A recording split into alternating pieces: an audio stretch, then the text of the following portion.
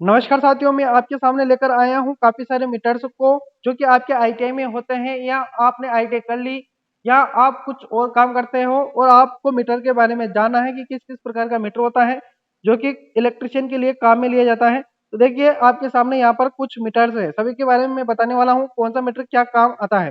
देखिए सबसे पहले चर्चा करते हैं अपन इस वाले मीटर की। ये जो आपके सामने मीटर है, ये होता है एनर्जी मीटर।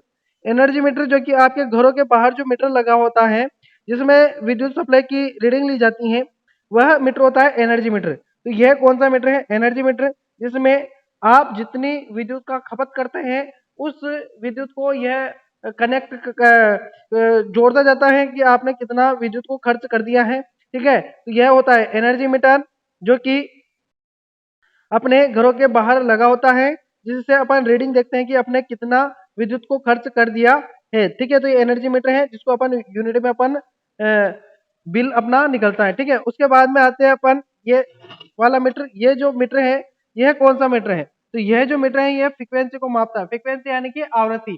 अपने घरों में कितनी फ्रीक्वेंसी आती है, अपने भारत की फ्रीक्वेंसी का मान कितना है? तो अपने भारत में फ्रीक्वेंसी का मान 50 हर्ट्ज है, अमेरिका में 60 हर्ट्ज है। तो यह फ्रीक्वेंसी को मापता है, फ्रीक्वेंसी मीटर है। फ्रीक्वेंसी को किसमें मापा जाता है?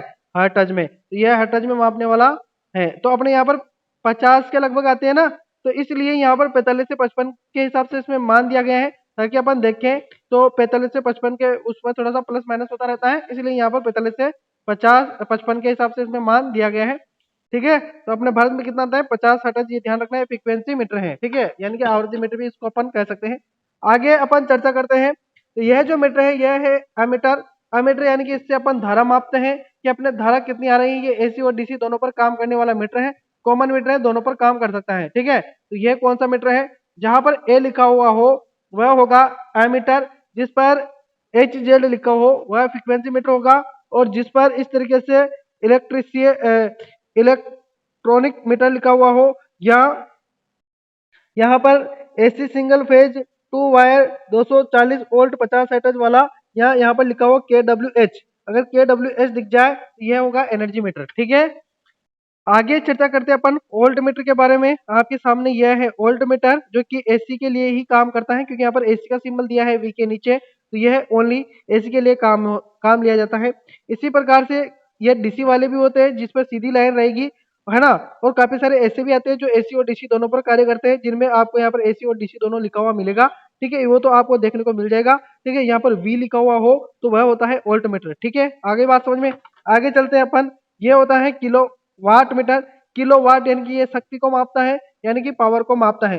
पावर को मापने वाला यह मीटर है जो कि KW यहाँ पर लिखा हुआ है। KW लिखा हुआ हो तो समझ जाना कि यह शक्ति को मापता है। आखिरी में जो है मोस्ट इंपोर्टेंट, आपने इसको देखा नहीं होगा, काफी सारे कम बच्चे ने इसको देखा होगा। यहाँ पर लिखा हुआ है कोस थीटा। कोस थीटा लिखा हुआ है यानी कि यह पावर फैक्टर को मापता है। ठीक है, पावर फैक्टर यानी कि शक्ति गुणांक को यह मापता है। ठीक है, तो यह पावर फैक्टर मीटर है। अब आप कौन से मीटर के बारे में जानना चाहते हैं, आगे और क्या क्या जानना चाहते हैं, तो आप कमेंट में लिखना, उसी पर ही हम आपको वीडियो बनाकर देंगे। ठीक है, मिलेंगे नेक्स्ट वीडियो में, तब तक के लिए धन्यवाद, शुक्रिया।